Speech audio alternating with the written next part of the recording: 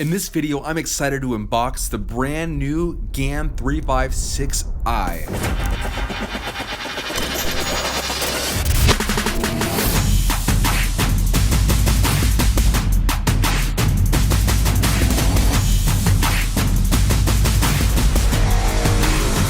You have no idea how long I've wanted to get my hands on the GAN 356i, and thanks to my friend on Discord, Fireborn Knight, he offered to send me his.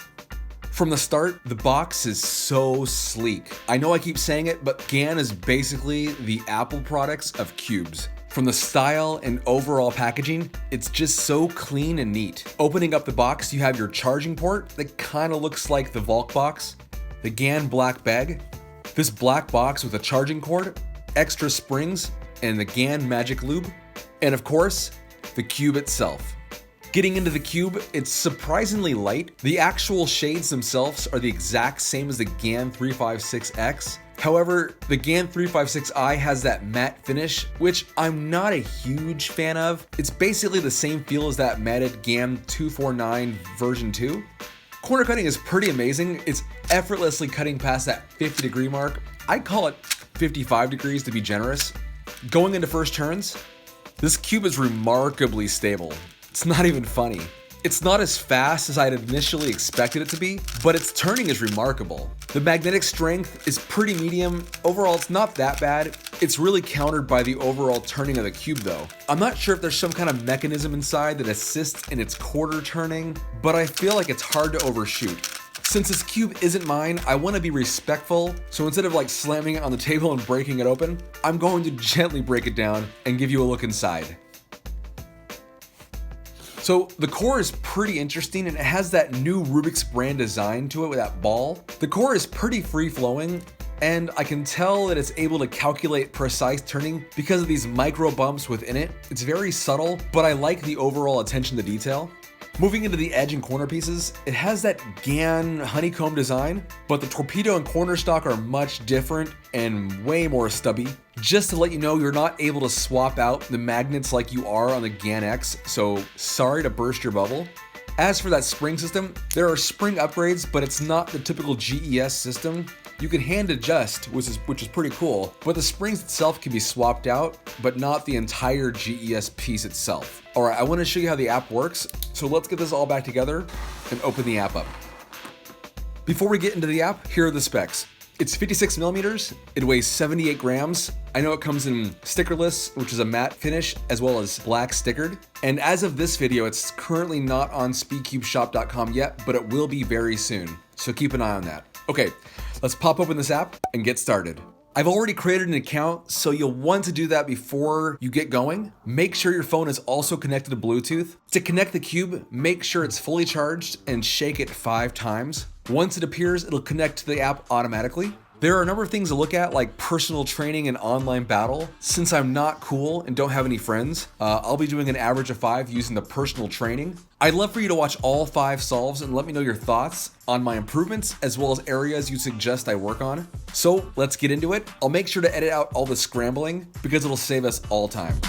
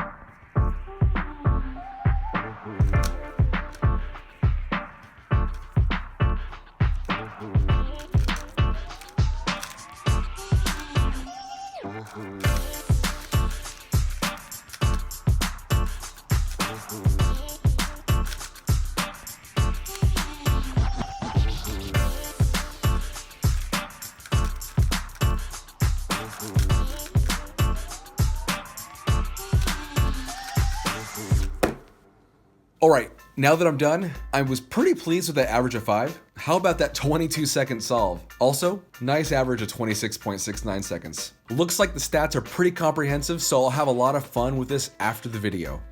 All in all, it's pretty awesome. The app is pretty simple to use and didn't require much effort to learn. The downside of the app, it seems like the stats lag a little bit, and it actually missed my last solve, so I had to redo my last solve. The upside, it was really easy to use and the cube is really stable. So I didn't know how I was going to feel about the matte finish, but in the end, I'm pretty pleased with the overall experience. I know that there are a few connected cubes out there in the market, and I feel like this is only the beginning. I think this is a fantastic way to cube with friends that don't live near you and would absolutely be something worth buying.